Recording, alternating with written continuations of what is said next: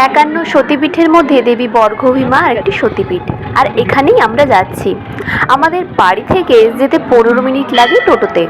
প্রায়ই আসতাম, কিন্তু বিয়ে হয়ে যাওয়ার পর অতটা আর আসা হয় না।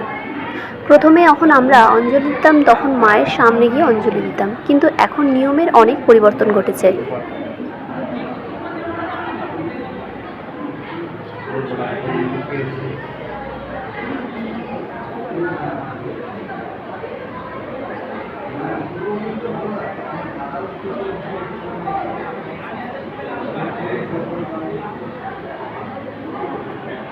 এখানে দেখছে মায়ের পবিত্র কুণ্ড রয়েছে, আর ভাই আর আমি গিয়ে জলে নেমে মাথায় একটু জল ছিটিয়ে নিলাম। 1টা বাজলেই মায়ের ভোগ নিবেদন হয়ে যায়। এরপর যত দর্শনার্থী আছে এখানে কুপনের মাধ্যমে ভোগ দেওয়া হয়। অনেকেই বসে ভোগ প্রসাদ গ্রহণ করেন, আবার অনেকেই বাড়িতে নিয়ে যান। পুরো মন্দিরের ভিডিও করা হয়নি, তাই কিছুটা ক্লিপ তুলে রেখেছিলাম।